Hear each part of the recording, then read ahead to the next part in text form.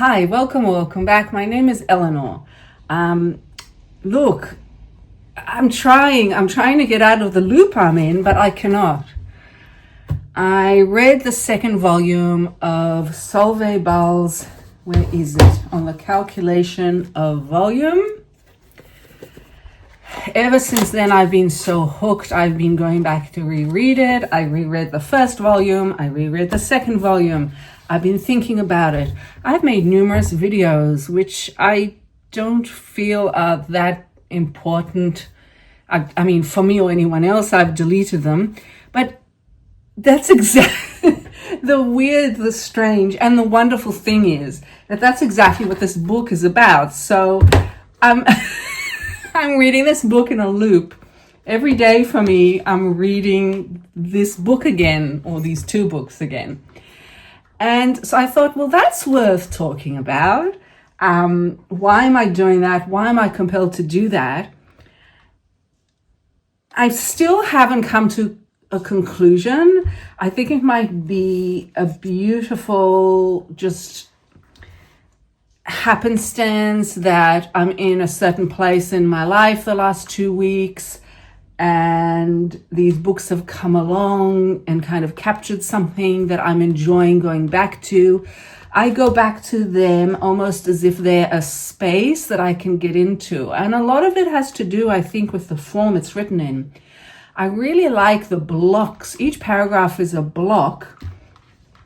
And you wouldn't think that would make such a difference. See, I'm looking at it now and I'm thinking, why would that make such a difference? But it really does. So it really makes such a difference. And also, I really appreciate the numbers, even though she sometimes skips numbers, the numbers are the days. If you're wondering what in heaven's name I'm talking about, go back to my previous video, which is a proper review of the first volume of On the Calculation of Volume. And I'm doing things that I try not to do with this book also. So I'm doing that thing which you do in, I guess, the senior years of high school and university. If you're studying literature, you're thinking about, maybe you could write an essay on the many meanings of the title or something like that, volume, what is it referring to, etc. And so, I mean, if I look at my notebook and it's like I've gone back to 20-year-old or even 17-year-old Eleanor, looking at the different definitions of volume. But I think it's actually really interesting. And, to think about how it can be the sound, because, Solveig Balle starts her first book talking about just the sounds that she's listening to, that she's hearing. And then also the volume. How do you calculate the volume of any object? And then, of course, there's the volume of the universe, which, if any of you are scientists and if any of you are philosophers, or if you've studied that, leave a comment if you've read this book, because ideally I would want to have coffee with you and talk a bit more about this. But then I realized that volume is actually, that's obviously the English word, and this book was written in Danish. So I went to look for interviews with Solveig Balle, and I found a very short interview in which she's, I'll try to link to it, in which she's talking in English, speaking in English about the translations of the book. And she says something that I've never heard an author say before. So she says, in her particular situation here, she wrote the book in Danish, but the book is ostensibly the journal of Tara Selta, the protagonist of the whole series. And she does not write in Danish. According to Balle, she would write either in French or English. So Balle herself says that when this Danish book is translated into English or French, in a way, it's being translated into its original form if you believe in the existence of Tara Selta and her journal, which I absolutely do. I absolutely do. I have let my imagination run riot with these two books. And I believe in Tara Selta. I am Tara Selta. And anytime I open any page, I'm sort of, it's not the feeling you get when you read a genre book and you feel like you are immersed in that world and you know you're in amongst the people and the action. It's not that. It's a way of sort of changing, for want of a better word, the volume around you when you read this. And it's enough to just read one or two paragraphs and you just see the world differently. I think it's not only the form, it's also this idea that I've been thinking about it, that Tara Selta is surprising. She doesn't do things and she doesn't react in ways that you would expect. And I think for many readers, that may come off as being boring, dull, slow, repetitive. And it's not to do with the repeating of the day, which I'll get to as well. But it's the fact that she's very understated. Lindy, another booktuber, Linz Reads, I'll link to her. Hi Lindy, in her comment on the last video, mentioned this tone as being sort of unemotional, logical, rational, but very, very pleasing. It's a very pleasing tone. And I think especially when you have a female narrator, it really is surprising because there's little drama, there's little emotion. Well, there is emotion, but it's all understated. And so it's very easy to skim over it. And I think for a lot of readers, they would skim over it and not realize actually what's happening. She's not acting, if I ask myself, how would I act if this day kept repeating over and over again? I would probably do some rather outrageous things and really take advantage of this opportunity in ways that she doesn't even contemplate.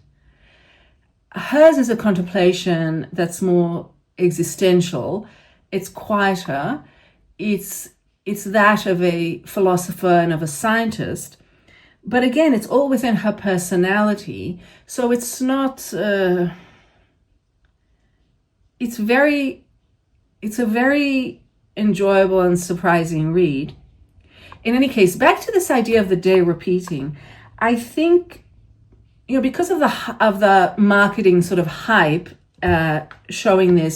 discussing this book as a kind of, time loop, Groundhog Day, whatever you want to call it, it's very easy to misunderstand the book in a sense. And what I'm talking about is, the issue is not that she's caught in a time, in 24 hours or a day, whatever, that keeps repeating. It's actually it's the calendar day that repeats, but for her, she makes each day different. She chooses to do things not to disrupt other people, but for herself, to change things for herself. And what I mean by that is she moves in the world. So I'm just hesitating. I don't want to do any spoilers. I don't want to give any spoilers, but in the movie Groundhog Day, he just keeps waking up in the same place. That's not how this works. She's a moving body in space. Wherever she goes, that's where she'll wake up the next day. It'll still be that same day, but for her, it's different. So the truth of it is that the people around her are experiencing exactly the same day, doing exactly the same things over and over again, unknowingly. She, although still in that day, is utterly different every day, makes decisions, changes things, moves, and is aware of herself, she's fully self-conscious, she's self-aware. So it's not quite the trope that you expect. And again, it's so understated that you could read this and really not notice that. I've heard some reviewers say, why doesn't she do anything? She doesn't do anything. Are you kidding me? Are you kidding me? She doesn't do anything. She does so many things, both psychologically, like thought-wise, and also physically. And yet it is possible not to notice that in this book. It's really rather remarkable. She also works within the space of being a woman in the modern world, while being completely free of so many of the stereotypes and tropes that we're used to. And again, that might seem to a superficial reader to be very dull and boring. Well, she's not going for the drama. She's not going for the heightened emotion. She's not concerned with what she's wearing. Okay, so she's not a woman who's obsessed with love in the stereotypical way. She's not a woman who's obsessed with family in the stereotypical way. She's not obsessed with her clothes or how she looks. And objects, she's not attached to objects in the way we might expect. She's living a rather different kind of life. And it's through the places she goes and the people she meets that we might possibly, if we read this book or a set of books as a series of symbols or metaphors, she might be showing you through her journal certain issues that she's dealing with. But again, very understated. When Tara meets another woman, when Tara meets a child, when Tara holds an object, all of those activities mean something very different than what they mean usually in other books. And this, to me, is probably what makes this book so attractive. And it allows me to go back to it again and again without feeling that I have to work hard. It's not a book I have to work hard at, but it's a pleasurable exercise in many ways to figure out, why is this so enjoyable? And why is Tara doing these things? It's so surprising and so refreshing. So that is that. Now, another strange thing happened after I've been reading and rereading this for, I would say, about a week. I suddenly remembered two books I have had on my shelves for more than a decade. And that really interests me because why?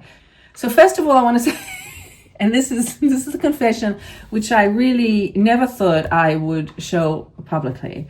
But when Marie Kondo, yes, please don't cringe. Please don't cringe. Yes, when Marie Kondo came out with The Life-Changing Magic of Tidying, I did jump on the bandwagon. This is my original one from, I think from around 2015. I've kept it out of nostalgia. And boy, I'm glad I did, because suddenly after reading so much about Tara Selta's world, I went back to The Life-Changing Magic of Tidying, and I thought, why am I doing this? I think it's the objects. I think it's her relationship with objects. She never questions the idea that objects hold little meaning to her, generally speaking. And yet, there's maybe 4 or 5 objects that mean a huge amount to her. So, and this idea that some objects move with her and some not. Some are attached and some are not. How do you measure the volume of an object? How do you measure the ability of an object to remain where it is or not? And of course, Tara Selta's life, this is no spoiler, is a minimalist's life. She's not wandering around. You don't hear about her toiletries bag. I'm like, girlfriend, where's your, I would be hanging on to my favorite lipstick. I'd be hanging on to, do you have a perfume you love? Do you have a favorite pair of shoes? What's going on here? No. She's got a couple of books and she's hanging on to them for dear life. And again, if you're a philosopher, the meaning of those books, can delve deeper into it.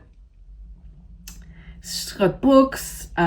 She's got this coin, this ancient Roman coin called a sestertius.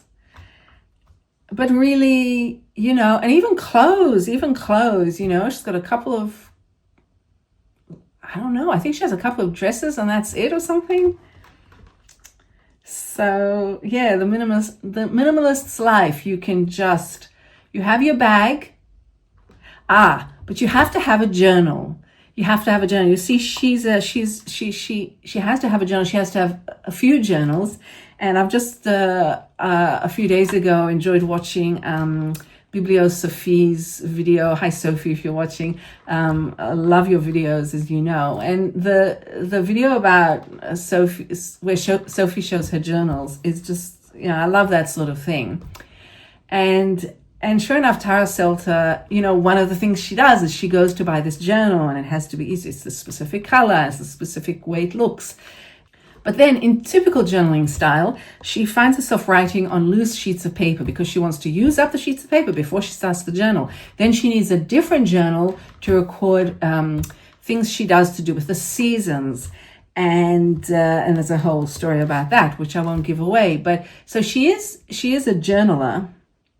And so she's trying to record these things. So that then explains the other book that I was moved to take off my shelf, which is Bernadette Mayer's Midwinter Day. Now, if you're an American who is into poetry, you probably, I'm not sure, but I imagine that you know about Bernadette Mayer, and you've probably known about Midwinter Day for a long time, and sometimes people are like, oh my god, not Midwinter Day again, please don't talk about that again. But then other people haven't heard about it at all, and it's a revelation. And so when did I get this? 2012 I got this, 2012. It was very hard to get. When I was introduced to Bernadette Mayer, it was almost impossible to get this book. And there was a small bookshop somewhere in Manhattan, I don't even remember, and I called them up and had them mail it to me. Ridiculous that you couldn't get it. I think it's easier to get now, I hope. Bernadette Mayer, may her memory be a blessing, passed away somewhat recently, and she's a great American poet. Now, Midwinter Day is a book-length poem that sets itself up as, in a way, the poetic journal of Bernadette Mayer on Midwinter Day. So she starts at the beginning of the day, ends at the end. And I can totally see, it's obvious to me why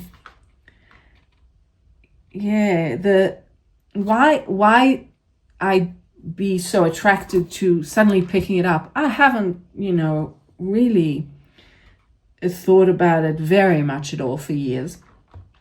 After reading, Solveig Balle, I've come back to Midwinter Day. Now, part of what Balle is looking for is a change in seasons. I won't go into any more detail to keep you guessing. So if you read the books, you'll have that enjoyment. But the beginning, so to go back to Bernadette Mayer's book, the beginning of it, this is how it starts. Stately, you came to town in my opening dream. Lately, you've been showing up a lot. I saw clearly. You were staying in the mirror with me. You walk in, the hills are green. I keep you warm, placed in this cold country in a town of mountains, replaced from that balmier city of yours near the sea. Now it's your turn to fall down from the love of my look. You stayed in the hotel called your daughter's arms. No wonder the mother's so forbidding, so hard to embrace. I only wait in the lobby, in the bar. I write. People say, what is it? I ask if I must tell all the rest. For never since I was born, and for no man or woman I've ever met, I'll swear to that, have there been such dreams as I had today, the 22nd day of December.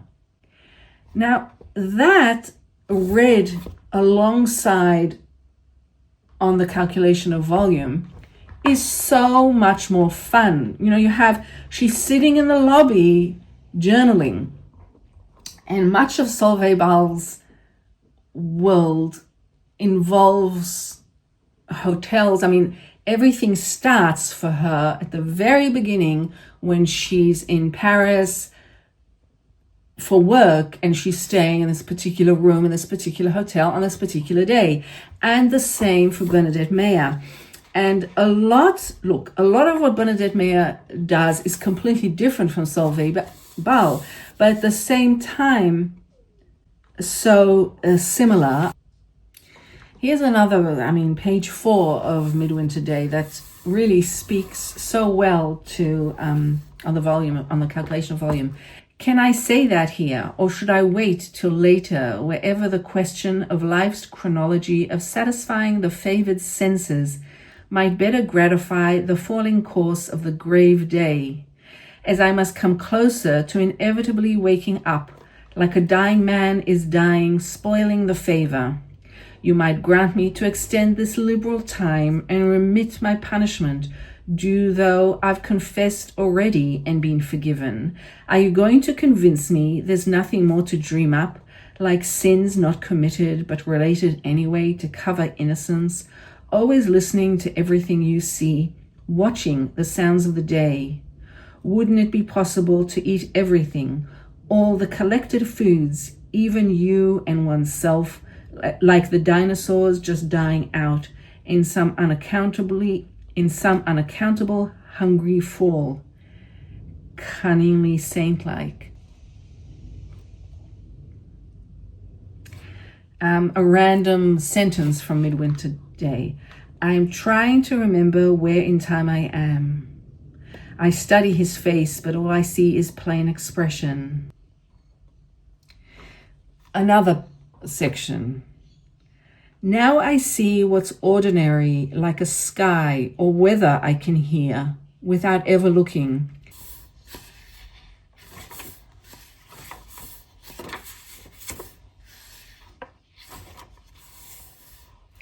I would say that part 1 of Midwinter Day is the part that really brings to mind Solveig Balle. For example, page 16. People, animals, and plants do what they do today again tomorrow. This is something I can't say about you. It follows that children take a long time to grow. We speed it up, but everything is slow. And I'm skipping a bit. Today I'm the present writer. At the present time, the snow has come. At this moment, we won't starve.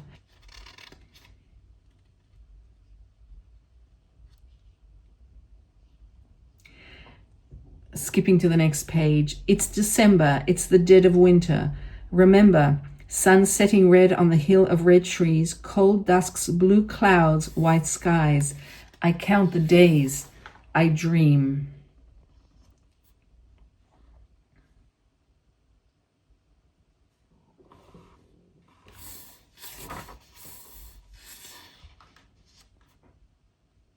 Oh, this is a good one. This is a good one. Page 21.